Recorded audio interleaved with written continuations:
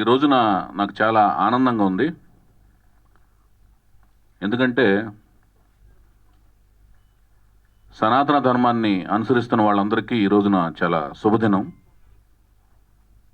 ఎందుకంటే ఈరోజు నాగపంచమి. నాగపంచమి సందర్భంగా మొదటి శ్రావణ శుక్రవారం సందర్భంగా ఆస్పిషియస్ డేగా భావిస్తూ new talent roar set production number 1 యొక్క రెండవ కార్యక్రమానికి ఇది ఇక్కడ చేసుకోవటం అనేది ఒక శుభదినంగా భావిస్తూ చేసుకోవటమే కాక మొదటి కార్యక్రమం అనేది మేము మా నందమూరి విశ్వవిఖ్యాత నట సార్వభౌమ నటరత్న పద్మశ్రీ నందమూరి తారక రామారావు గారి నటవారసులైన నటసింహం నందమూరి బాలకృష్ణ గారి జన్మదినం రోజున చేసుకోవడం జరిగింది. అది కూడా ఒక ఆస్పిషియస్ డే మాకు నందమూరి వంశ వీరాభిమానులందరికీ. అలాగే ఈ కార్యక్రమం కూడా ఘట్టమనేని మహేష్ బాబు గారి ప్రజెంట్ సూపర్ స్టార్గా భావిస్తున్న కీర్తించబడుతున్న ఘట్టమనేని మహేష్ బాబు గారి జన్మదిన రోజున జరుపుకోవడం కూడా నాకు పర్సనల్గా ఒక ఆనందదాయకమైన అంశం కింద భావిస్తున్నాను. అది ఎందుకంటే ఎలా అంటే నేను నందమూరి వంశ వీరాభిమానిగా అంటే రామారావు గారి అభిమానిగా మా గుడివాడలో అభిమాన సంఘం నడుపుతున్న సమయంలో కృష్ణ గారి అభిమానులతోనూ అక్కినేని నాగేశ్వర గారి అభిమానులతోనూ అలాగే శోభన్ బాబు గారి అభిమానులతో అందరితో ఆర్గ్యుమెంట్లు, వాదోపవాదాలు, తర్క వితర్కాలు చాలా చేసుకుంటూ ఉండేవాడిని. కానీ అందరూ సోదరులలాగా ఉండేవాళ్ళం. అదే కల్చరు నేను ఇక్కడ వచ్చిన తర్వాత ఏ హీరోతో చేసినా కూడా అందరి అభిమాన సంఘాల వాళ్ళు షూటింగ్లకు వస్తుండేవాళ్ళు. ఉదాహరణకి మహేష్ బాబుతో షూటింగ్ చేసినప్పుడు మహేష్ బాబు గారి అభిమాన సంఘాలలో వచ్చి నన్ను సోదరుడిగా భావించేవాళ్ళు. అలాగే నేను నాగార్జున గారితో షూటింగ్ చేస్తున్నప్పుడు నాగార్జున గారి అభిమాన సంఘం వాళ్ళు వచ్చి కూడా షూటింగ్లో నన్ను సోదరుడిగా భావించేవాళ్ళు. ఇంకా హరికృష్ణ గారితో చేస్తున్నప్పుడు, బాలకృష్ణ గారితో చేస్తున్నప్పుడు మా నందమూరి వంశ వీరాభిమానులందరూ కూడా నన్ను చాలా సోదరుడిగా హక్కును చేర్చుకున్నారు. అలాగే నేను పవర్ స్టార్, మెగాస్టార్ మేనల్డైన సాయిధరం తేజ్ చేసినప్పుడు కూడా వాళ్ళ అభిమానులు కూడా వచ్చి నన్ను అభిమాని కిందే, సోదరుడి కింద, అభిమాన కులం అనే ఒక సోదరుడి కింద నన్ను సోదరుడిగా భావించారు. సో అలా నన్ను భావించారు, అక్కడ కూడా అలా భావించారు. సినిమా ఫీల్డ్కి వచ్చి అసిస్టెంట్గా, అసోసియేట్గా, కో డైరెక్టర్గా నేను పనిచేస్తున్న రోజుల్లో వైజయంతి మూవీస్ అనే ఒక అద్భుతమైన సంస్థ, ఇప్పుడు కూడా అది అద్భుతమైన సంస్థే, ఎప్పటికీ అలాగే ఉంటుంది. మా నందమూరి తారక రామారావు గారు దానికి పేరు పెట్టారు. దానికి ఆ సంస్థ ఎప్పటికీ అలాగ విరాజిల్లుతూనే ఉంటుంది. ఆ సంస్థలో నేను అసోసియేట్గా, కో డైరెక్టర్గా పనిచేస్తున్నప్పుడు అశ్విని దత్ గారు నాకు మాట ఇచ్చారు, దర్శకుడిగా నేను చేస్తాను చౌదరి అని. అందువల్ల అక్కడే ఉండిపోవటం జరిగింది. ఆయన ఒకానొక సందర్భంలో ఘట్టమనేని శివరామకృష్ణ గారు అంటే కృష్ణ గారి దగ్గర నా ప్రస్తావన తీసుకొస్తే, దర్శకుడు చేద్దాం అనుకుంటున్నానని ప్రస్తావన తీసుకొచ్చినప్పుడు కృష్ణ గారు సరే ఇచ్చేద్దాం అన్నారు.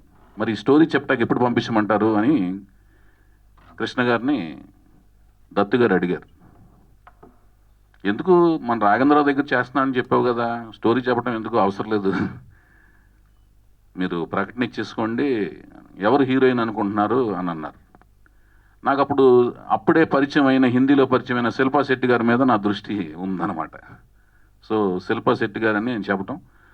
సో అప్పటి బిఏ రాజు గారు ఈ కృష్ణ గారి అభిమాన సంఘంలో సూపర్ హిట్ మ్యాగజైన్ రన్ చేస్తుండగా ఆ సూపర్ హిట్ మ్యాగజైన్లో ఫస్ట్ న్యూస్ లాగా వచ్చిందనమాట. వైవిఎస్ చౌదరి దర్శకత్వంలో వైజయంతి మూవీస్ బ్యానర్ మీద కృష్ణ గారు హీరోగా, శిల్పా శెట్టి హీరోయిన్లుగా,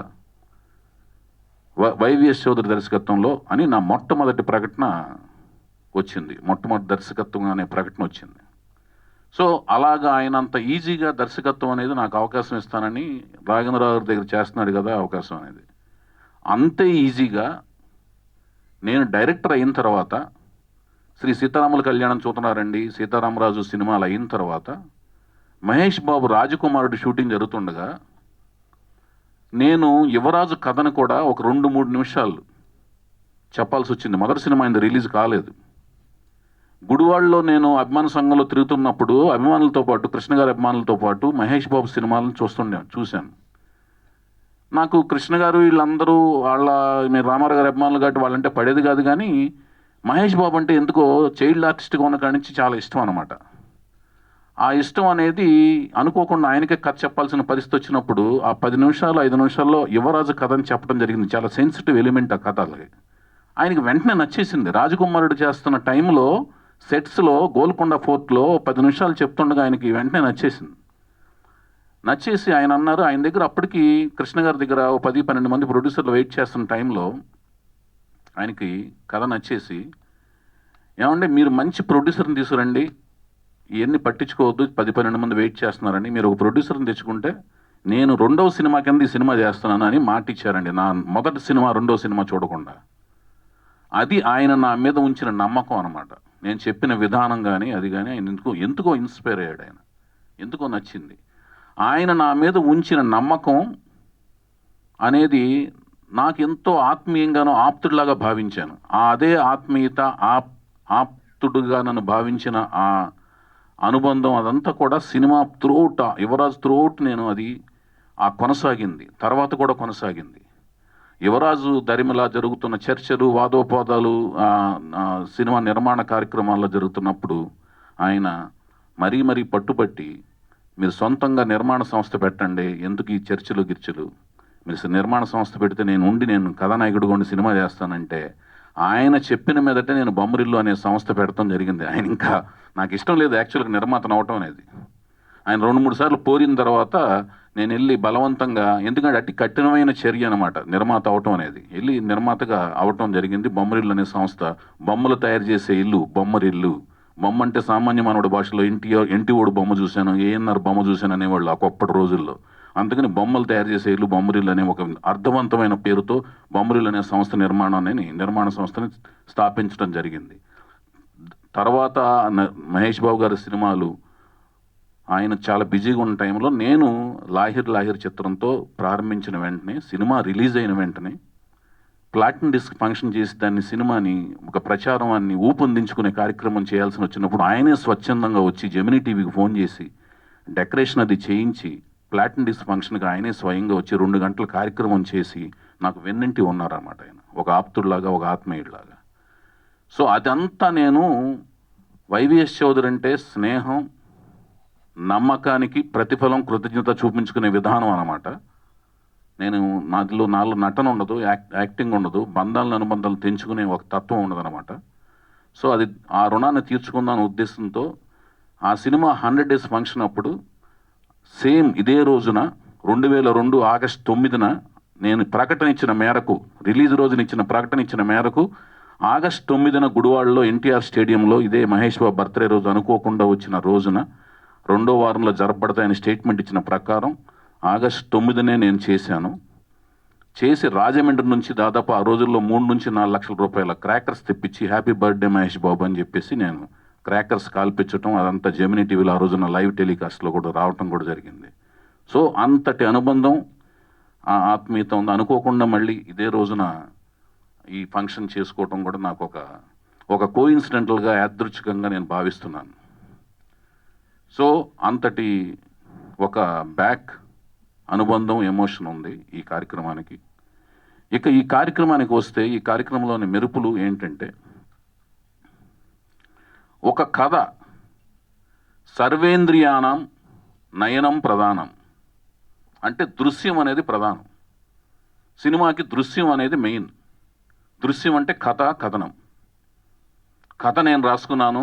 కథనం అనేది నా ఆలోచనలోంచి సమర్థవంతమైన మాటలు రాయటానికి ఒక అద్భుతమైన వ్యక్తి కావాలని తపన పడుతున్న టైంలో పీపుల్ స్టార్ నారాయణమూర్తి గారు నాకు కంచె రిలీజ్ అయిన టైంలో నాకు ఇదే ప్రసాద్ ల్యాబ్ కాంపౌండ్లో ఎదురయ్యారు. నాకు ఆయన నన్ను bus south India Subhash guy అని సరదాగా అంటుంటారు నన్ను. నారాయణమూర్తి గారు ఎప్పటి నుంచిన ఆయన ఆవేశం అలా ఆయన చుట్టూ తిరుగుతుంటుంది. ఆయన మనిషి ఎలా ఉన్నా, ఆయన చాలా ఆవేశపరుడు. ఆయన కూడా నాకు ఇన్స్పిరేషన్ అనమాట. ఆయన ఈవి సత్యనారాయణ గారు నేను బ్యానర్ పెడతాక ఇంకో రకమైన ఇన్స్పిరేషన్ అనమాట. సొంత బ్యానర్ పెట్టకపోతే వాళ్ళ ఈవీవి గారు సెకండ్ ఇన్నింగ్స్ లేదు, సొంత బ్యానర్ పెట్టకపోతే పీపుల్ స్టార్ నారాయణమూర్తి గారు మన ఆంధ్రప్రదేశ్కి పీపుల్ స్టార్గా కనపడేవాళ్ళు కాదు. వాళ్ళిద్దరికీ కూడా నేను లాహిర్ లాయర్ 100 డేస్ ఫంక్షన్ అప్పుడు సన్మానం చేసుకున్నాను, 100 డేస్ వేదిక మీద పిలిచి కృతజ్ఞతలు తెలియజేసుకున్నాను. సో ఆయన కనపడి కంచె సినిమా చూసారా, అద్భుతమైన డైలాగ్ రైటర్ వచ్చాడు, చాలా అర్థవంతంగాను సారవంతమైన మాటలు రాస్తున్నారు, వెళ్ళి అర్జెంటుగా చూడండి మీరు అని ప్రసాద్ ల్యాబ్లో కనపడి నన్ను అర్జెంటుగా పీవీఆర్లో ఎదురుగుండా, అప్పుడు సినిమాక్స్ అనమాట, రాఘేంద్ర గారు సినిమాక్స్లో పంపించే సినిమా చూపించారు, చూడమని చెప్పొచ్చారు. సో నేను వెంటనే వెళ్ళి చూడటం జరిగింది. చూసిన తర్వాత అర్రే ఇప్పుడు నేను సినిమా చేయట్లేదు, ఎందుకు నాకు ఆ సినిమా తర్వాత గ్యాప్ వచ్చింది, అంటే రే సినిమా ఇంకా పోస్ట్ ప్రొడక్షన్ వర్క్లో జరుగుతుంది, మళ్ళీ ఎప్పుడు సినిమా తీస్తానో ఏంటో, సినిమా తీసినప్పుడు మాత్రం డెఫినెట్గా ఈ డైలాగ్ రైటర్ గారిని పెట్టుకోవాలి, ఈయన ఎవరో నాకు పరిచయం లేదు, ఎలాగో అప్రోచ్ అవుదాంలే అని అనుకుంటా గ్యాప్ ఇలా అయింది. ఈలోగా ఈయన ఆరోహణ క్రమంలో ఇలా పెరుగుతూ వెళ్ళిపోయి పెద్ద పెద్ద సినిమాలు, ప్రతిభావంతమైన డైలాగ్స్, సారవంతమైన డైలాగ్స్, తెలుగు భాషకి గుర్తుకు తెచ్చే ఒక చిన్న డైలాగులో ఒక సీనును, ఒక సినిమా యొక్క సారాంశాన్ని తెలియజెబుతూ మన ఆలోచింపజేసే డైలాగులు రాస్తూ, సంభాషణలు రాస్తూ, ఇంటికి వెళ్ళినా కూడా, అంటే మహానటి ఇంటర్వెల్ సీన్ అయితే అసలు ఎంత, అట్లా ఒకటి కాదు, అంటే ఒకటి గురించి చెప్తే మిగతా దాన్ని మనం అనాథలుగా వదిలేసినట్టు. ఒక తల్లికి ఒక బిడ్డ గురించి పొగిడితే మిగతా బిడ్డలు ఏంటి అని బిడ్డలు ఫీల్ అవుతారని తల్లి చెప్పకుండా అందరూ నాకు సమానమే అంటారు చూడండి, అట్లాగూ అన్ని సినిమాలకి న్యాయం చేశారు. సినిమాలు ఇప్పుడు కథానాయకుడు మహానాయకుడు సినిమాలు ఉన్నాయి, అందులో అన్ని డైలాగ్స్ అద్భుతంగా రాశారు. సో అట్లాంటి ఈయనతో ఎప్పుడు పని చేయాలి అని అనుకుంటున్న టైంలో నాకు ఇంతకుముందు డైలాగ్స్ రాసిన వాళ్ళు కూడా అద్భుతంగా రాశారు. వాళ్ళని ఎంతో కష్టపెట్టాను, వాళ్ళు కష్టపడ్డారు. ఉదాహరణకి నాకు ఫస్ట్ సినిమా నాకు ఎంతో ఇష్టపడి నేను ఎంతో అభిమానించి చేరువయ్యి రాయించుకున్నది జంజాల్ గారితో నా ఫస్ట్ ఫిలిం. ఆయనకి నేను ఫ్యాన్ని. రెండో సినిమా పోసాన కృష్ణమురళి. అలాగే తర్వాత నుంచి నాకు పరిచయం అయ్యాడు చింతపల్లి రమణ గారు. ఆయన ఎక్సలెంట్గా, ఆయనతో అసోసియేషన్ చాలా సినిమాలు కొనసాగింది. ఆయన అన్ని రకాలుగా కష్టపడ్డారు. చింతపల్లి రమణ గారు అద్భుతంగా నాకు సహాయ సహకారాలు అందించారు. అద్భుతమైన విజయాలు ఆయన ద్వారా వచ్చినాయి నాకు. ఈ తర్వాత ఈయన నాకు నెక్స్ట్ సినిమా చేస్తే ఈయనతోనే చేయాలి అని అనుకున్న టైంలో ఈయన ఎదిగిపోయాడు. అన్నగారు మీరు ఎదిగినా నా పట్ల అదే, మీరు కంచెప్పుడు నేను చూసిన అదే విధేయత, అదే నేను అప్రోచ్ అయినప్పుడు అంతే స్నేహపూర్వక సంబంధాలతో. ఇంకొక అదృష్టం ఏంటంటే ఈయనకి నాకు కామన్ ఫ్యాక్టర్ ఏంటంటే రామారావు గారంటే నాకు ఎంత గాఢమైన అభిమానం ఉందో అంతకు మించిన గాఢమైన అభిమానం ఆయనకు కూడా ఉంది. ఆయన పట్ల స్టడీ ఉంది. సో మీ ఇద్దరం కలిసి పనిచేయడం అనేది నా అదృష్టం కింద భావిస్తున్నాను ఈ సినిమాకి. సో కథనం, దృశ్యం, సర్వేంద్రియానం నయనం ప్రధానం అంటే దృశ్యం పరంగా నేను ఎంతో కష్టపడ్డానని నేను భావిస్తున్నాను, కష్టపడుతూనే ఉంటాను. సినిమా వరకు నేను చేయగలిగింది అదొకటే, కష్టపడాలి కూడా, అది నా కర్తవ్యం, అది నా బ్రెడ్ బటర్ అండ్ కీర్తి ప్రతిష్టల కోసం నేను చేయాలి. సో ఆయన దొరికారు. ఇక నయనం అంటే కళ్ళు కోల్పోయిన వాడికి శ్రవణం ప్రధానం అవుతుంది అనమాట. అంటే చెవుల ద్వారా విన్న తర్వాత ప్రపంచాన్ని ఊహించగలిగే శక్తి, సంపద ఓన్లీ చెవుల మీద డిపెండ్ అయి ఉంటాడు. అంటే శబ్దం, ఆ శబ్దంలో విని శబ్ద తరంగాల ద్వారా మీరు కూర్చోవచ్చండి కాసేపు. అక్కడ నా కాళ్ళు నొప్పులు వస్తున్నాయి, దయచేసి కూర్చోండి. నా కాళ్ళు ఎందుకు నొప్పులు వస్తున్నాయో అర్థం కాలేదు, దయచేసి ప్లీజ్. అయితే ఈ శబ్ద తరంగాలు వస్తుంటాయి కదా, ఈ శబ్ద తరంగాలు అనేది దృశ్యంతో పాటు ఈక్వల్గా ప్రధానమైనది శబ్ద తరంగాలు. దానికి సాహిత్యం, అంటే నేను నా సినిమాలు తయారవుతున్న కాడి నుంచి కూడా ఫస్ట్ నుంచి కూడా నాకు సాహిత్యము, సంగీతం అనేది కథానాయకుడు, నాయకుల కింద ఫీల్ అవుతూ ఉంటాను, భావిస్తూ ఉంటాను. అట్లా నేను భావించినప్పుడు నా మొట్టమొదటి సినిమా నేను 13 ఏళ్ల తర్వాత ఎలాగ డైరెక్షన్ సంపాదించడం జరిగిందో అక్కినే నాగార్జున గారి దృష్టిలోకి వెళ్ళి నేను లాహిర్ లాయర్ సినిమాలో ఒక డైలాగ్ రాశాను. నేను అనుకున్నవి అచ్చిమాంబ, మనం అనుకున్నవి అప్పుడప్పుడు అనుకోనివి అప్పుడప్పుడు జరుగుతుంటేవి, అనుకున్నవి అప్పుడప్పుడు జరుగుతుంటవి, అనుకోనివి అప్పుడప్పుడు జరుగుతుంటాయని ఇది ఒక డైలాగ్ రాశాను, తిరకాసు డైలాగ్ లాంటిది. అలాగే నేను నేను నాగార్జున గారి దగ్గర అవకాశం పొందిన తర్వాత ఎందుకు పొందాల్సి వచ్చింది? నేను ఎన్టీ రామారావు గారి అభిమాని. నాకు ఆ అవకాశం ఇచ్చింది ఎవరు? నేను నాగేశ్వరరావు గారితో విపరీతంగా వాదోపాదాలు చేస్తున్నావాడిని అగ్నిపుత్రుడు సినిమాలు చేస్తున్నప్పుడు. నాగార్జున గారికి కూడా తెలుసు నేను నా రామారావు గారి అభిమాని అని. అయినా మానవతా దృక్పథంతో వాళ్ళకి తెలిసినా నేను రామారావు గారి అభిమాని అని తెలిసినా కూడా వాళ్ళు వచ్చి నాకు నా యొక్క కష్టపడే తత్వాన్ని గమనించి నాగేశ్వరరావుకి తెలిసిన, నాగార్జున గారికి తెలిసినా నాకు అవకాశం ఇచ్చారు. అలాంటి నాగార్జున గారు అవకాశం ఇచ్చినప్పుడు ఆయనతో నేను ఆర్గ్యుమెంట్లు, వాదోపాదాలు చేసి కీరవాణి గారే నా మ్యూజిక్ డైరెక్టర్గా ఉండాలి అని నేను ఆయనతో కన్విన్స్ చేసి చేయాల్సి వచ్చింది. ఆ సిచ్యువేషన్ అదంతా చేసి కన్విన్స్ చేసి, ఎందుకంటే అంతకుముందు వాళ్ళు సందీప్ చౌతా గారితో సినిమా చేశారు నిన్నే పెళ్ళాడతా. ఆ సందర్భంగా తనతో ట్రావెల్ అయ్యే ఒక మూడ్లో ఉన్నప్పుడు నాకు కీరవాణి గారు కావాలని నేను పట్టుపట్టే ప్రాసెస్లో నేను కీరవాణి గారితో వెళ్ళింది. కీరవాణి గారితో అన్నప్పుడు కీరవాణి గారు అంటే ఏంటి, మన తెలుగు మనం ఏంటంటేనండి, మన ముందు ఉన్నవాళ్ళు మహానుభావులైన సామాన్య మానవులుగానే కనపడుతుంటారు. దూరంగా ఉన్నప్పుడు సామాన్య మానవులు కనపడుతుంటారు, దగ్గరగా వెళ్ళి వాళ్ళతో మాట్లాడినప్పుడు సామాన్యంగానే ఉన్నారు కదా అనిపిస్తుంటుంది. అదే వేరే దేశస్తులైతేనేమో మహానుభావులకు కనపడుతుంటారు. అసలు వేరే కాలమానవుల పరిస్థితులు ఉన్నప్పుడేమో మహాపురుషులు, యుగ పురుషుల్లా కనపడుతుంటారు. అలాంటి యుగ పురుషుడే కీరవాణి గారు. ఆయన మన కాలమాన పరిస్థితుల్లో కాకుండా వేరే కాలమాన పరిస్థితుల్లో పుడితే ఆయన్ని మన యుగ పురుషుడి కింద భావించేవాళ్ళం. ఎందుకంటే ఆయన చేస్తున్న క్రాఫ్ట్లో ఎంత నైపుణ్యం ఉండాలో, అంటే ఒక సంగీత దర్శకుడికి తన భాష పట్ల, తను నేర్చుకున్న సంగీతంలోని సరిగమల పట్ల, భాష పట్ల పట్టుండాలి, సరిగమల పట్ల క్లియర్గా ప్రావీణ్యం ఉండాలి, అన్ని రకాల సంగీతంలోని విన్యాసాల పట్ల క్లియర్గా పట్టుండాలి. వాటిల్లోని ఇంతకుముందు ఉన్న పండితులు ఏమేమి ప్రయోగాలు చేశారు, వాళ్ళ యొక్క గొప్పగా ఉన్న పాటలు ఏమేమి పాటలన్నీ, ఎలాంటి పాటల్లో వాళ్ళు ప్రావీణ్యం చేశారు, ఎలాంటి ప్రయోగాలు చేశారు, వాటి మీద క్లియర్గా ఒక థీసిస్ ఉండాలి వాళ్ళ దగ్గర, సంగీత దర్శకుల దగ్గర, సంగీత దర్శకుడు అవుదాం అనుకునే వాళ్ళ దగ్గర. అవన్నీ ఉన్నాయి. అన్ని రకాల సంగీత దర్శకుల యొక్క ఆటుపోట్లు, వాళ్ళ యొక్క పట్లు అన్నీ కూడా కీరవాణి గారి మస్తిష్కంలో ఇక్కడ ఉంటాయి. అలాంటి సంగీత దర్శకులు మన కళ్ళ ముందు అసలు అతి తక్కువ కాదు, లేరనే చెప్పాలి. అందుకనే ఆయన యుగ పురుషుడు లాంటి మనిషి అని చెప్తున్నాను. మన కళ్ళ ముందు ఉన్నాడు కాబట్టి మనకి సామాన్యుల్లాగానో లేకపోతే ఒక మహానుభావులాగానో కనపడుతున్నాడు.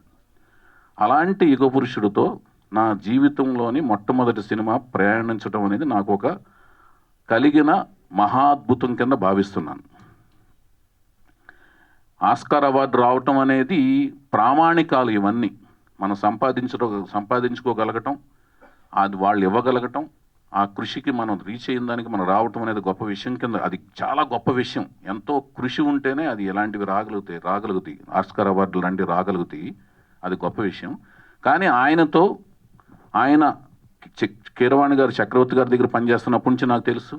వేటూరు గారి దగ్గరికి మ్యూజిక్ డైరెక్టర్ కాకముందు వేటూరు గారి దగ్గరికి వచ్చినప్పటి నుంచి ఆయనతో సాన్నిహిత్యం నాకుంది. ఆయన మ్యూజిక్ డైరెక్టర్ అయినప్పుడు కూడా నన్ను నన్ను మా ఇంటికాడ దింపి వెళ్ళటం కూడా నాకు గుర్తుంది. నన్ను ఒక రాఘవేంద్రరావు దగ్గర అసిస్టెంట్ కింద చూస్తూ కూడా, ఆయన దర్శకుడే, చీఫ్ టెక్నీషియన్ అయినా కూడా నన్ను అసిస్టెంట్ డైరెక్టర్గా దింపటం గుర్తు తెలుసు. ఇదంతా ఎందుకు చెప్తున్నానంటే, అంతటి మహానుభావుడు నా మొట్టమొదటి సినిమాకి చేస్తూ ఇప్పటిదాకా నాకు ఆయన ఇచ్చినవి ఏంటంటే మీరు చూసిన సాంగ్స్, కానీ నేపథ్య సంగీతంలో ఇచ్చారు. హే తరరరారా అని ఒక లవబుల్ థీమ్ ఇచ్చారు సీతారామరాజులో. తరరరరారా అని ఒక థీమ్ ఇచ్చారు సీతారాముల కళ్యాణంలో. అలాగే ధీనాదీది దిత్తం ధీనాదీది దిత్తం ధీనాది ధీనాది దిత్తాం తాం హే హే అని మేల్ ఫీమేల్ కోరస్లతో కలిపిన ఒక రికార్డింగ్. సినిమా ఇండస్ట్రీ అంతా కూడా ట్రంపెట్లు, వైలెన్స్లు, బ్యాంగ్స్తో వెళ్తున్న టైంలో అటు కాదు రికార్డింగ్, ఇటు ఒకటి ఉంది అని ఒక కొత్త రికార్డింగ్ స్టార్ట్ చేసిన సినిమా సీతారామరాజు. ఆ సీతారామరాజులో మేల్ ఫీమేల్ కోరస్లతో స్టార్ట్ చేసి దానికి తదనంతరం సీతయ్య సినిమాలో, లాహిర్ సినిమాలో దే దబదే అనే ఒక రికార్డ్. ఇవన్నీ నాకు ఆయన ఇచ్చిన అస్త్రాలు. ఆ అస్త్రాలతో నన్ను ఎదిగించి ఆయన నాకు ఒక దారి దిక్సూచి కలిగించారు. అలాంటి మహానుభావుడితో మళ్ళీ ఆనాటి హృదయాల ఆనంద గీతం ఇదేలే అన్నట్టుగా అన్నదమ్ముల అనుబంధం లాగా ఆయన కుటుంబ సభ్యుల్లో ఒక సభ్యుడిగా నేను ఎప్పుడు భావిస్తూ ఉంటాను. ఆయన నన్ను కూడా ఆయన కుటుంబ సభ్యుల్లో ఒక సభ్యుడిగా భావిస్తుంటారు. అలాంటి మహానుభావుడు నన్ను మళ్ళీ నేను కొంత గ్యాప్ తర్వాత ఆయన అప్రోచ్ అయినప్పుడు అంతే ఆత్మీయంగా, అంతే అనుబంధంగా నన్ను చేరదీసుకుని ఈ సినిమా చేస్తానని ఒప్పుకోవటం, ఈ స్క్రిప్ట్ని ఆయన పరిశీలించి మొత్తం స్టడీ చేసి దీన్ని చక్కగా ఆయన యొక్క సలహాలు సూచనలు ఇస్తానని, తర్వాత చక్కగా దీని పని పడదాం అని సలహా సూచనలతో ముందుకు వెళదామని ఆయన చెప్పడం అంతా కూడా నాకు ఒక పెద్ద అన్నయ్యలాగా అని అనిపించింది. ఒక ఆత్మీయుడిలాగా, కుటుంబ సభ్యులుగా నన్ను తీసుకోవడం అనేది నాకు చాలా ఆనందం కలిగింది. కీరవాణి గారు, దీనికి సభాముఖంగా ఈ కార్యక్రమం సందర్భంగా మీకు ధన్యవాదాలు తెలియజేసుకుంటున్నాను సార్. శతకోటి వందనాలు తెలియజేసుకుంటున్నాను. ఇంకా చాలా చెప్పాల్సింది ఉంది మీ గురించి, అది తర్వాత మనం బోల్డ్ సభల్లో చెప్పుకుంటాను. ప్రత్యేకించి ఒక కార్యక్రమే చేస్తాను దాని గురించి. అది తర్వాత చంద్రబోస్ గారి గురించి కూడా ఇంతేనండి. సాహిత్య చిచ్చర పిడుగు. సాహిత్య చిచ్చర పిడుగు అంటేనండి అది చాలా చిన్న మాట అండి. చిచ్చర పిడుగు అనే మాట ఏంటంటే, పెద్దవాళ్ళు చిన్నగా కనపడటం కంటే కూడా చిన్నగా ఉంటూ కూడా పెద్ద పెద్ద విషయాల్ని ఆవిష్కరించటం అనమాట. తను చిన్నపిల్లలా కనపడతాడు, పెద్ద పెద్ద విషయాలను ఆవిష్కరిస్తుంటాడు. ఇతనేనా ఇంత పెద్ద విషయాల్ని, ఇంత ఆలోచనల్ని, ఇంత థింకింగ్ ప్యాటర్న్ ఉన్నట్లని రాయగలుగుతాడు అని చూస్తేనేమో ఇలా వస్తాడు, కంగారుగా మాట్లాడుతుంటాడు, కుందేల్లాగా ఉంటాడనమాట. చాలా కుందేల్లాగా హడావుడి కంగారుగా మాట్లాడతారు, వెళ్ళిపోతుంటాడు. చూస్తేనేమో సాహిత్యం అద్భుతంగా ఉంటుందన్నమాట. ఆయన చూస్తే నమ్మశక్యం కాదనమాట. రాసిన ప్రతిదీ పండితులందరితోనూ మళ్ళీ రీచెక్ చేసుకునే ఒక వినయం ఉంది ఆయన దగ్గర. అందరి దగ్గర తన దగ్గర ఏమంటే నేను రాసింది కరెక్టేనా కదా, మళ్ళీ డైరెక్టర్ దగ్గరికి వెళ్తున్నాను, మళ్ళీ ఇది మాధ్యమాల్లోకి మార్కెట్లోకి వెళ్ళిన తర్వాత నేను ఒక మాట కూడా పడకూడదు, నేను తప్పేమైనా రాసుంటే నన్ను సవరించండి, నాకు తెలియజెప్పండి అనే వినయ విధేయతలు, అహంకారానికి లోను కాకుండా వినయ విధేయతలతో ఎప్పటికీ ప్రయాణించే ఒక వినయ విధేయతలు ఉన్న మహా వ్యక్తి, శక్తి మన సాహిత్య చిచ్చరపిడిగా నేను ముద్దుగా పిలుచుకునే చంద్రబోసు. ఆయన కూడా నాకు అరుదుగా, అంటే చాలా లేటుగా, ముందు నాకు వేటూరు సుందరమూర్తి గారు రాశారు, తర్వాత నాకు సీతారామ శాస్త్రి గారి మహా అనుభవంతో ప్రయాణం స్టార్ట్ అయింది నా జీవితం, సంగీతం పరంగా, సాహిత్య పరంగా. తర్వాత వేటూరు గారు నా గురువు గారు అనమాట. ఆయన దత్తపుత్రుడిగా, నేను సినిమా ఇండస్ట్రీ అందరికీ తెలుసు, నేను ఆ దత్తపుత్రుడిగా ఆయన వేటూరు గారు, తర్వాత చంద్రబోస్ గారు పరిచయం అయ్యారు. అలాగే మధ్యలో నారాయణ రెడ్డి గారితో కూడా కొన్ని పాటలు రాయించుకున్నాను. అక్కడి నుంచి చంద్రబోస్ గారితో స్టార్ట్ అయింది. చంద్రబోస్ గారు ఒప్పుకోవటం కూడా ఇది నేను ఒక అద్భుతమైన కార్యక్రమం కింద ఫీల్ అవుతున్నాను. ఇంతకు ముందు నేను చెప్పిన మ్యూజిక్ డైరెక్టర్స్ విషయంలో కూడా కీరవాణి గారితో ప్రారంభించినా కూడా నేను మధ్యలో రమణ గోగుల్ గారితో, చక్రి గారితో, సందీప్ చౌతా గారితో, మణిశర్మ గారితో, వీళ్ళు నలుగురితో కూడా 4 సినిమాలు చేయటం జరిగింది. వాళ్ళు కూడా ఎంతో నాకు ఇష్టమైన, నేను ఎంత కష్టపెట్టినా మంచి ఇష్టమైన మ్యూజిక్ ఇచ్చారు. వాళ్ళకు కూడా థ్యాంక్ యూ చెప్తూ ఈ సందర్భంగా, అలాగే చంద్రబోస్ గారికి మరొకసారి ధన్యవాదాలు చెప్తూ, అసలు ఈ కార్యక్రమానికి మరొక ముఖ్యమైన విశేషం ఏంటంటే, లాస్ట్ ఈవెంట్లో మనము పరిచయం చేసుకున్నది నందమూరి తారక రామారావు గారని. రామారావు గారి విశ్వవిఖ్యాత నటసార్వభౌమ నందమూరి తారక రామారావు గారి 4వ జనరేషన్, అంటే 4వ జనరేషన్. మొదటి జనరేషన్ రామారావు గారు, నెక్స్ట్ వారసులు బాలకృష్ణ గారు అన్నయ్య గారితో పనిచేశాను. హరికృష్ణ గారి కొడుకు జానకిరామ్ గారు బిడ్డ నందమూరి తారక రామారావు గారి పేరు, ఆయనే మా సినిమా కథానాయకుడు. ఆయన పేరుని పరిచయం చేశాను. ఆయన కథానాయకుడు. ఇప్పుడు కథానాయిక ఎవరు?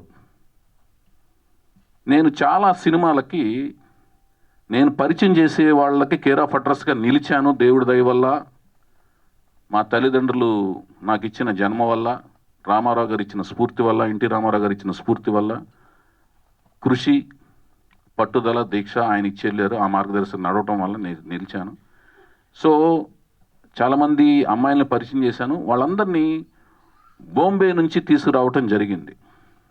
ఎప్పటి నుంచో నా మనసులో జయప్రద గారు, జయసుధ గారు, శ్రీదేవి గారు, విజయశాంతి గారు, ఇలా చాలామంది మన తెలుగు ఇండస్ట్రీ నుంచి చాలామంది, ఇప్పుడు వాణిశ్రీ గారు, ఎంత అద్భుతమైన నటి వాణిశ్రీ గారు, ఇలా ఎంతోమంది మన తెలుగు ఇండస్ట్రీ నుంచి తెలుగు వాళ్ళు వచ్చారు కదా, మన తెలుగు వాళ్ళని మనం పరిచయం చేయలేమా అని ఒక ఆలోచన.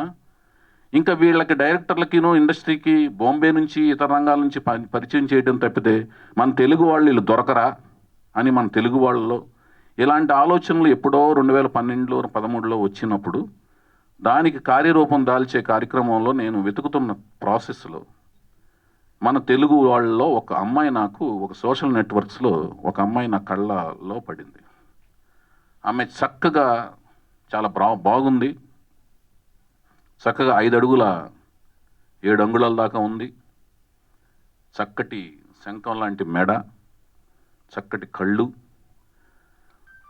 కలువ పువ్వులు లాంటి కళ్ళు, మంచి ఐబ్రోసు, మంచి కవి చక్కటి హాయిగా ఆనందంగా ఉన్నప్పుడు, మంచి ఉత్సాహంలో ఉన్నప్పుడు ఆయన రాసుకున్న భాషలోంచి ఒక మంచి అందమైన జానపద కన్యకి ఒక కొలను పక్కన కూర్చుని సేద తీరినప్పుడు ఆయన రాసుకున్న భావుకతలోంచి రాసుకున్న ఒక కన్య ఎలాగుంటుందో అంతటి అందాలు అవన్నీ ఉన్న ఒక తెలుగు భారతీయ కన్యలాగా అనిపించినట్లుగా అనిపించింది అమ్మాయిని చూడగానే. అంటే ఇవన్నీ ఆలోచనలు అవన్నీ రూపం కల్పిస్తే ఈ అమ్మాయి ఫీచర్సు ఇలా అనిపించే అమ్మాయిలాగా అనిపిస్తుంది అని నాకు ఆలోచనలోకి వెళ్ళి డెఫినెట్గా ఈ అమ్మాయిని మనం హీరోయిన్గా పరిచయం చేస్తే బాగుంటుంది అనే ఒక ఆలోచన వచ్చిన వెంటనే నేను వెళ్ళి వాళ్ళని సంప్రదించడం, అనుకోని కారణాల వల్ల నేను అది నా ప్రాజెక్ట్ డిలే అవటం వల్ల కొంచెం డిలే అయింది. చక్కటి నేను చెప్పినట్టుగా మంచి శంఖం లాంటి మెడ, మంచి కేసు సంపద బారుగా ఎక్కడ దాకా ఉంటుంది అమ్మాయికి, వెనక దాన్ని మన తెలుగులో పిరుదుల దాకా అంటాం, అక్కడ దాకా ఉంటుంది. ఒరిజినల్ హెయిర్ అది, చక్కటి కలుపు లాంటి కళ్ళు, కోటేరు లాంటి ముక్కు, మంచి లిప్స్.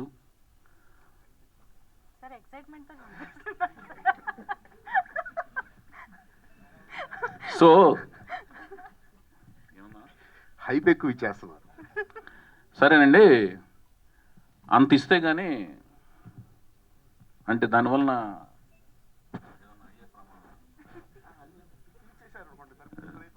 పిక్చర్ ఇవ్వకూడదు. అదండి, అయితే అలాంటి సార్ అన్నగారు దయచేసి ప్లీజ్. సరే, అయితే అంతటి లక్షణాలు ఉన్న ఒక అమ్మాయిని నేను, అంటే ఇదంతా నా ఇమాజినేషన్స్లో, మీరు చూసే పిక్చరు మీకు ఏమనిపిస్తుందో ఏంటో తెలియదు కానీ నేను చూపించినప్పుడు అలా ఉంటుందనే ఉద్దేశంతో నేను చెప్పేది కూడా అదే. ఇప్పుడు ఇంతకుముందు కూడా చెప్పేది. ఇప్పుడు ఇలియానా అని ఒక డైరెక్టర్, నాకు ఇలియానా నా దృష్టిలో పడింది, ఇంకొక డైరెక్టర్ దృష్టిలో కూడా పడింది. ఇంకొక డైరెక్టరు చాలా మంచి హీరోయిన్లు ముగ్గురు హీరోయిన్లు పరిచయం చేశాడు, పెద్ద డైరెక్టర్ ఆయన కూడా. ఆయన 3 నెలలు కోచింగ్ ఇచ్చిన తర్వాత ఆ అమ్మాయికి ఎందుకో ఆయనకు నచ్చలేదు, ఆ సినిమాలోంచి ఆ అమ్మాయిని తీసేశాడు. బట్ నేను చాలా హ్యాపీ ఫీల్ అయ్యి ఆ అమ్మాయిని వెంటనే తీసుకున్నాను. నాకు ఆ అమ్మాయి చాలా బాగా నచ్చింది కాబట్టి నేను ఆ అమ్మాయిని సినిమాలో చూపించాను, మీ అందరికి కూడా నచ్చింది. ఇక్కడ నాకు నచ్చింది, నేను చూపించిన తర్వాత మీ అందరికి నచ్చచ్చు, అది అర్థమవుతుంది కదండి. నా కళ్ళతో నేను చూసి నేను ఊహించుకుని చెప్తున్నాను. ఓకేనండి, సినిమాలు చూసి చెప్పండి, ఫోటో రిలీజ్ చేసిన వెంటనే కన్ఫ్యూజ్ కాకండి, కన్క్లూజన్కి రాకండి దయచేసి. అర్థమైంది కదండి. దానికి సంసిద్ధంగా తయారు చేసి అద్భుతంగా చూపించడానికి నా ప్రయత్నం నేను చేస్తాను, నా కృషి నేను కృషి చేస్తాను. ఓకే, అయితే అలాంటి అమ్మాయిని వాళ్ళని ఒప్పించడం, ఆ అమ్మాయి దేవుడు దయ వల్ల మన తెలుగు కళ అయిన కూచిపూడి క్లాసికల్ డాన్సర్. ఓకేనండి, చిన్నప్పటి నుంచి క్లాసికల్ డాన్సరు, మన సినిమా దర్శకుల దగ్గర నుంచి కూడా అవార్డులు పొందింది ఆవిడ. దేవుడి దయ వల్ల నా దృష్టిలో పడింది. కొంచెం డిలే అయింది. ఆ డిలే అవటం అనేది ఆ అమ్మాయి మంచిగా జరిగిందని నేను ఫీల్ అవుతున్నాను. సో ఆ అమ్మాయి ఎవరో కాదు, ఆ పేరు చెప్పేస్తారా మీరు? మీకు తెలుసా నాకు తెలియదు. అన్నా? మీకు తెలుసా అన్న? మీకు తెలీదు? సారీ, నీకు తెలుసు కానీ ఈ నువ్వు చెప్పేరా, చెప్తాను. నువ్వు వచ్చాక స్టేజ్ మీద నీకు ఏదైనా కార్యక్రమం అది. ఆయన టీజ్ చేస్తున్నారు యాక్చువల్లీ, వర్ణించడం అంతా అయిపోయాక. 3, 2, 1. I wish you all good luck. Shravana శుక్రవారం సందర్భంగా, మొదటి శ్రావణ శుక్రవారం సందర్భంగా I wish you all good luck my dear heroine. And Telugu హీరోయిన్గా పరిచయం చేయబోతున్నాను. I wish you all good luck. నీకంతా మంచి జరగాలి, శుభం జరగాలి. ఇక్కడ మహా పండితుడు ఉన్నాడు, మీరు కూడా గుడ్ లక్ చెప్పనన్నా. Good luck. 3, 2, 1. All the very best. All the very, very best. 2. పేరు చెప్పమంటావు? నువ్వు కౌంట్ డౌన్. మీరు కౌంట్ డౌన్ చేయండి, మీ దయతో నేను చెప్తా పేరు. ఓకే, పట్టుకున్నా గట్టిగానే. ఓకే, మీరందరూ కౌంట్ డౌన్ చేస్తే నేను పేరు చెప్తాను. 3, 2, 1 అయిపోయింది కౌంట్ డౌన్. మేము అంత ఆత్రంగా ఉన్నాం యాక్చువల్లీ. యా, ఓకే అండి. హీరోయిన్ పేరు వీణా రావ్. ఓకే. ఈవిడి ఎలమంచిలి యుక్త అండి. ఈవిడి నా పెద్ద కూతురు. తను డిగ్రీ సెకండ్ ఇయర్ మొన్నే ఫినిష్ చేసి సమ్మర్ హాలిడేస్కి వచ్చింది. అమెరికాలో చదువుతుంది.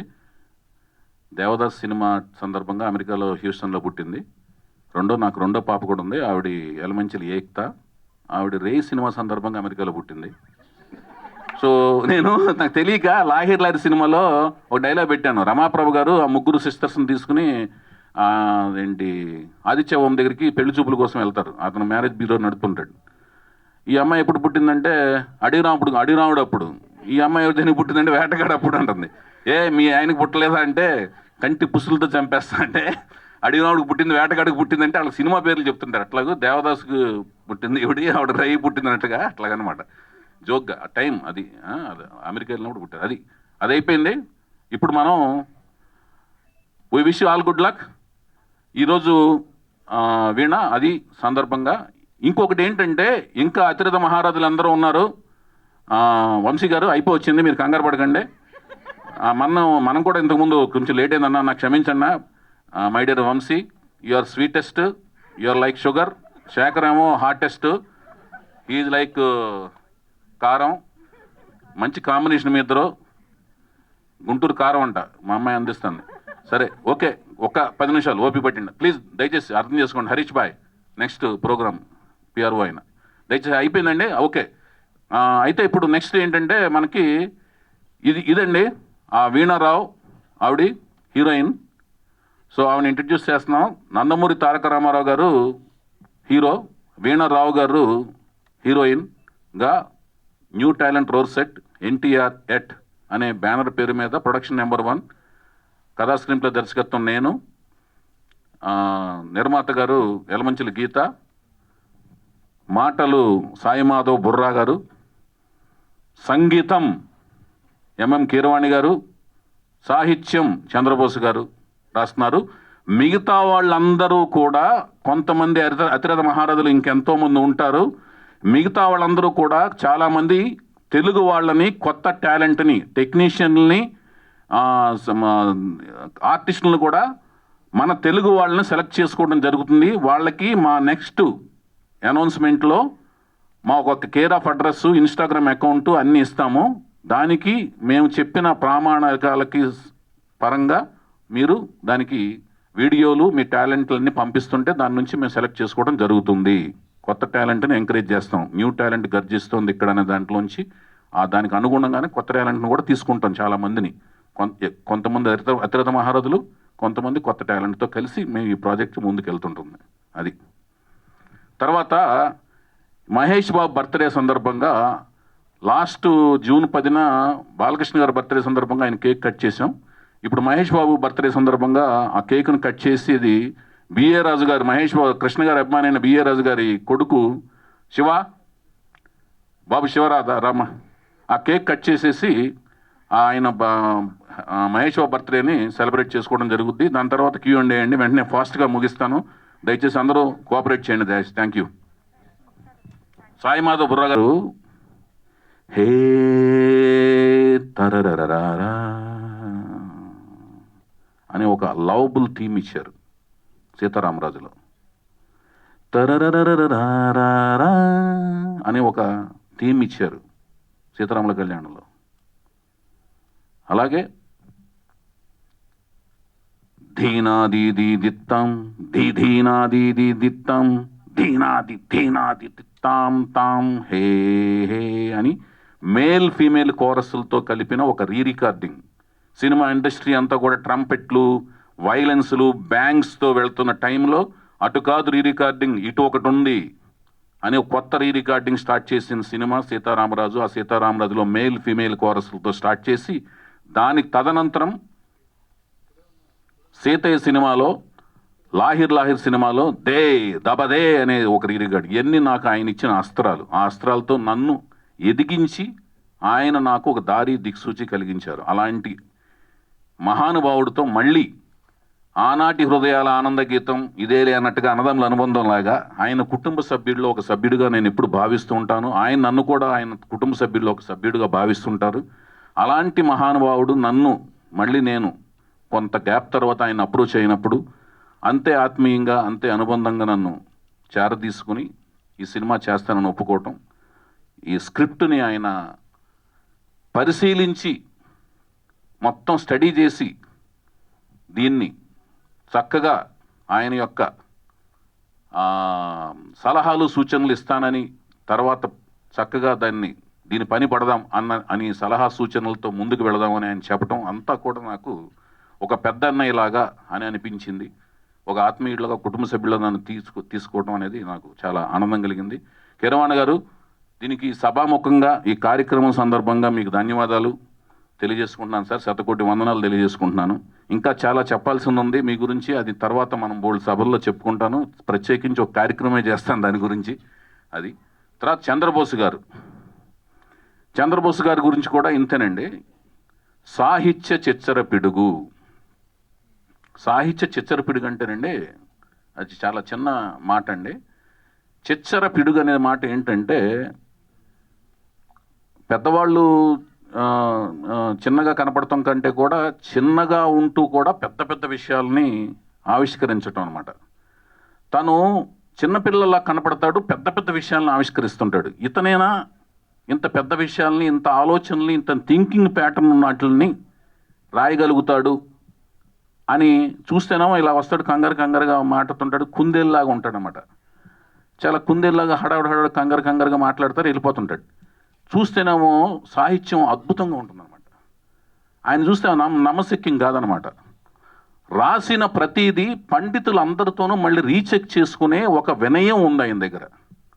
అందరి దగ్గర తన దగ్గర ఏమంటే నేను రాసింది కరెక్టేనా కదా, మళ్ళీ డైరెక్టర్ దగ్గరికి వెళ్తున్నాను, మళ్ళీ ఇది మాధ్యమాల్లోకి మార్కెట్లోకి వెళ్ళిన తర్వాత నేను ఒక మాట కూడా పడకూడదు, నేను తప్పేమైనా రాసుంటే నన్ను సవరించండి, నాకు తెలియజెప్పండి అనే వినయ విధేయతలు, అహంకారానికి లోను కాకుండా వినయ విధేయతలతో ఎప్పటికీ ప్రయాణించే ఒక వినయ విధేయతలు ఉన్న మహా వ్యక్తి, శక్తి మన సాహిత్య చిచ్చరపిడిగా నేను ముద్దుగా పిలుచుకునే చంద్రబోసు.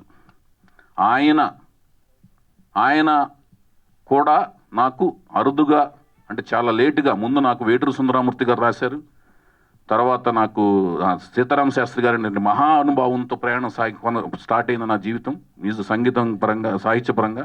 తర్వాత వేటూరు గారు నా గురువు గారు అనమాట. ఆయన దత్తపుత్రుడిగా నేను సినిమా ఇండస్ట్రీ అందరికీ తెలుసు. నేను ఆ దత్తపుత్రుడిగా ఆయన వేటూరు గారు, తర్వాత చంద్రబోస్ గారు పరిచయం అయ్యారు. అలాగే మధ్యలో నారాయణ రెడ్డి గారితో కూడా కొన్ని పాటలు రాయించుకున్నాను. అక్కడి నుంచి చంద్రబోస్ గారితో స్టార్ట్ అయింది. చంద్రబోస్ గారు ఒప్పుకోవటం కూడా ఇది నేను ఒక అద్భుతమైన కార్యక్రమం కింద ఫీల్ అవుతున్నాను. ఇంతకు ముందు నేను చెప్పిన మ్యూజిక్ డైరెక్టర్స్ విషయంలో కూడా కీరవాణి గారితో ప్రారంభించినా కూడా నేను మధ్యలో రమణ గోగుల్ గారితో, చక్రి గారితో, సందీప్ చౌతా గారితో, మణిశర్మ గారితో, వీళ్ళు నలుగురితో కూడా 4 సినిమాలు చేయటం జరిగింది. వాళ్ళు కూడా ఎంతో నాకు ఇష్టమైన, నేను ఎంత కష్టపెట్టినా మంచి ఇష్టమైన మ్యూజిక్ ఇచ్చారు. వాళ్ళకు కూడా థ్యాంక్ యూ చెప్తూ ఈ సందర్భంగా, అలాగే చంద్రబోస్ గారికి మరొకసారి ధన్యవాదాలు చెప్తూ, అసలు ఈ కార్యక్రమానికి మరొక ముఖ్యమైన విశేషం ఏంటంటే లాస్ట్ ఈవెంట్లో మనము పరిచయం చేసుకున్నది నందమూరి తారక రామారావు గారని, రామారావు గారి విశ్వవిఖ్యాత నటసార్వభౌమ నందమూరి తారక రామారావు గారి 4వ జనరేషన్. అంటే 4వ జనరేషన్. మొదటి జనరేషన్ రామారావు గారు, నెక్స్ట్ వారసులు బాలకృష్ణ గారు. బాలకృష్ణ గారు అన్నయ్య గారితో పనిచేశాను, బాలకృష్ణ గారితో పనిచేశాను. హరికృష్ణ గారి కొడుకు జానకిరామ్ గారు, జానకిరామ్ గారు బిడ్డ నందమూరి తారక రామారావు గారి పేరు, ఆయనే మా సినిమా కథానాయకుడు. ఆయన పేరుని పరిచయం చేశాను, ఆయన కథానాయకుడు. ఇప్పుడు కథానాయిక ఎవరు? నేను చాలా సినిమాలకి నేను పరిచయం చేసే వాళ్ళకి కేర్ ఆఫ్ అడ్రస్గా నిలిచాను. దేవుడి దయ వల్ల, మా తల్లిదండ్రులు నాకు ఇచ్చిన జన్మ వల్ల, రామారావు గారు ఇచ్చిన స్ఫూర్తి వల్ల, ఎన్టీ రామారావు గారు ఇచ్చిన స్ఫూర్తి వల్ల, కృషి, పట్టుదల, దీక్ష ఆయన ఇచ్చెళ్ళారు. ఆ మార్గదర్శనం నడవటం వల్ల నేను నిలిచాను. సో చాలామంది అమ్మాయిలను పరిచయం చేశాను. వాళ్ళందరినీ బాంబే నుంచి తీసుకురావటం జరిగింది. ఎప్పటి నుంచో నా మనసులో జయప్రద గారు, జయసుధ గారు, శ్రీదేవి గారు, విజయశాంతి గారు, ఇలా చాలామంది మన తెలుగు ఇండస్ట్రీ నుంచి చాలామంది, ఇప్పుడు వాణిశ్రీ గారు, ఎంత అద్భుతమైన నటి వాణిశ్రీ గారు, ఇలా ఎంతోమంది మన తెలుగు ఇండస్ట్రీ నుంచి తెలుగు వాళ్ళు వచ్చారు కదా, మన తెలుగు వాళ్ళని మనం పరిచయం చేయలేమా అని ఒక ఆలోచన. ఇంకా వీళ్ళకి డైరెక్టర్లకినో ఇండస్ట్రీకి బాంబే నుంచి ఇతర రంగాల నుంచి పరిచయం చేయడం తప్పితే మన తెలుగు వాళ్ళు వీళ్ళు దొరకరా అని మన తెలుగు వాళ్ళలో ఇలాంటి ఆలోచనలు ఎప్పుడో 2012లో 13లో వచ్చినప్పుడు దానికి కార్యరూపం దాల్చే కార్యక్రమంలో నేను వెతుకుతున్న ప్రాసెస్లో మన తెలుగు వాళ్ళలో ఒక అమ్మాయి, నాకు ఒక సోషల్ నెట్వర్క్స్లో ఒక అమ్మాయి నా కళ్ళలో పడింది. ఆమె చక్కగా చాలా బాగుంది. చక్కగా 5 అడుగుల 7 అంగుళాల దాకా ఉంది. చక్కటి శంఖం లాంటి మెడ, చక్కటి కళ్ళు, కలువ పువ్వులు లాంటి కళ్ళు, మంచి ఐబ్రోస్, మంచి కవి చక్కటి హాయిగా ఆనందంగా ఉన్నప్పుడు, మంచి ఉత్సాహంలో ఉన్నప్పుడు ఆయన రాసుకున్న భాషలోంచి ఒక మంచి అందమైన జానపద కన్యకి ఒక కొలను పక్కన కూర్చుని సేద తీరినప్పుడు ఆయన రాసుకున్న భావుకతలోంచి రాసుకున్న ఒక కన్య ఎలాగుంటుందో అంతటి అందాలు అవన్నీ ఉన్న ఒక తెలుగు భారతీయ కన్యలాగా అనిపించినట్లుగా అనిపించింది అమ్మాయిని చూడగానే. అంటే ఇవన్నీ ఆలోచనలు అవన్నీ రూపం కల్పిస్తే ఈ అమ్మాయి ఫీచర్సు ఇలా అనిపించే అమ్మాయిలాగా అనిపిస్తుంది అని నాకు ఆలోచనలోకి వెళ్ళి డెఫినెట్గా ఈ అమ్మాయిని మనం హీరోయిన్గా పరిచయం చేస్తే బాగుంటుంది అనే ఒక ఆలోచన వచ్చిన వెంటనే నేను వెళ్ళి వాళ్ళని సంప్రదించడం, అనుకోని కారణాల వల్ల నా ప్రాజెక్ట్ డిలే అవటం వల్ల కొంచెం డిలే అయింది. చక్కటి నేను చెప్పినట్టుగా మంచి శంఖం లాంటి మెడ, మంచి కేసు సంపద బారుగా ఎక్కడ దాకా ఉంటుంది అమ్మాయికి, వెనక దాన్ని మన తెలుగులో పిరుదుల దాకా అంటాం, అక్కడ దాకా ఉంటుంది. ఒరిజినల్ హెయిర్ అది, చక్కటి కలుపు లాంటి కళ్ళు, కోటేరు లాంటి ముక్కు, మంచి లిప్స్.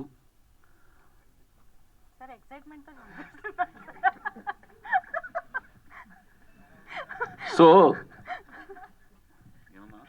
హైప్ ఎక్కువ ఇచ్చేస్తున్నారు. సరేనండి, అంత ఇస్తే కానీ అంటే దానివలన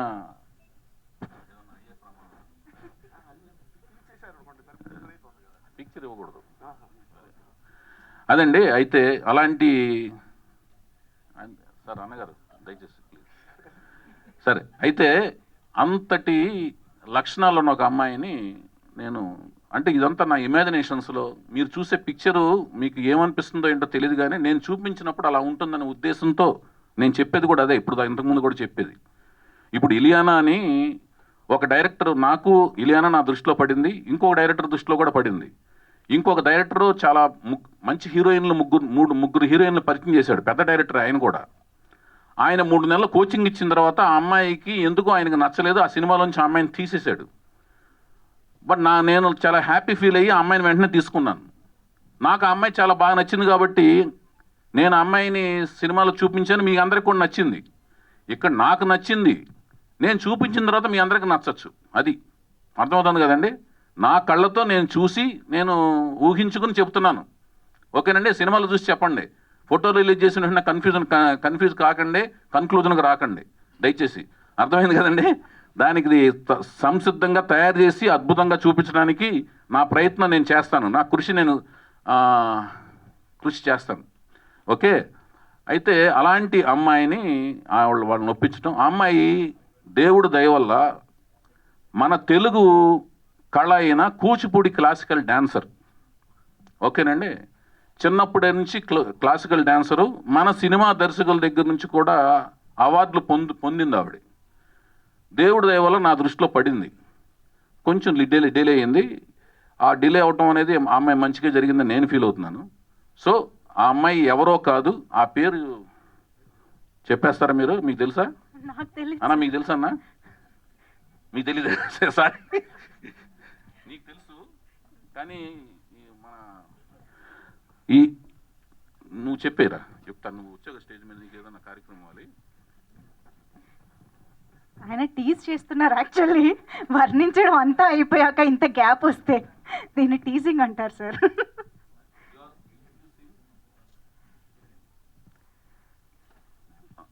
3, 2, 1. I wish you all good luck. శ్రావణ శుక్రవారం సందర్భంగా, మొదటి శ్రావణ శుక్రవారం సందర్భంగా I wish you all good luck my dear heroine. And Telugu హీరోయిన్గా పరిచయం చేయబోతున్నాను. I wish you all good luck. నీకంతా మంచి జరగాలి, శుభం జరగాలి. ఇక్కడ మహా పండితుడు ఉన్నాడు, మీరు కూడా గుడ్ లక్ చెప్పనన్నా. Good luck. 3, 2, 1. All the very best.